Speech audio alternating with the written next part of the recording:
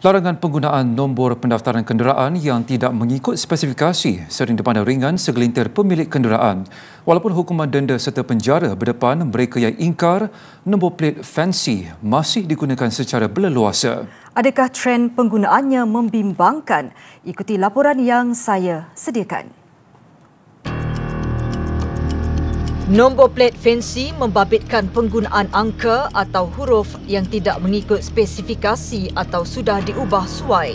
Ada yang diubah menyerupai nama pemilik atau membawa maksud tertentu sehingga menimbulkan kekeliruan dan menyukarkan pengecaman.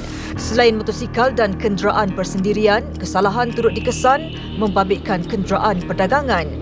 Berdasarkan perangkaan Jabatan Pengangkutan Jalan JPJ, penggunaan nombor plat fancy meningkat kepada 74,339 tahun lalu berbanding 56,093 pada 2023. Johor merekodkan angka tertinggi selama 2 tahun berturut-turut. Sebenarnya harga lebih mahal daripada nombor-nombor normal yang sepatutnya. Kerana kalau ikutkan nombor yang biasa, harga dia antara 80 hingga 100 ringgit saja.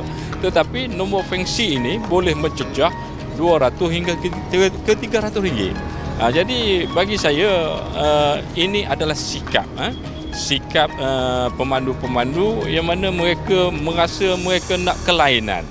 Pemilik kenderaan yang disabit kesalahan boleh dikenakan kompaun tidak melebihi RM250 atau denda tidak melebihi RM2,000 atau penjara tidak lebih 6 bulan atau kedua-duanya di bawah kaedah 6 Kaedah Kenderaan Bermotor 1959. Sementara itu, Pengarah Jabatan Siasatan dan Penguatkuasaan Trafik Bukit Aman, Datuk Seri Muhammad Yusri Hassan Basri berkata, penggunaan nombor plat fancy menyukarkan pengecaman kenderaan sekiranya berlaku kemalangan atau jenayah. Tugas sukar jugalah kepada pihak kami, pihak berkuasa untuk mengenal pasti kenderaan, motosikal ke ataupun kenderaan yang lain terlibat dengan perkara jenayah ini. Jadi kita kena menggunakan teknologi yang lain lah untuk mengesan ataupun memastikan nombor itu lebih jelas, lebih senang kita lihat untuk menjejaki mereka-mereka ini.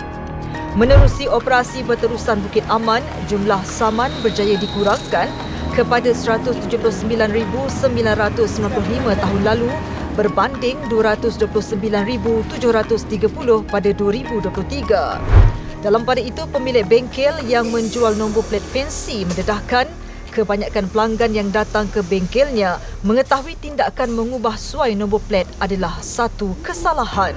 Setiap pelanggan tahu fancy plate number ni memang salah daripada segi undang-undang, salah semestinya salah, dan pelanggan sendiri yang nak membuat benda tu tanpa paksaan, dia nak dengan rela dan dia tahu benda tu salah tapi dia nak buat juga.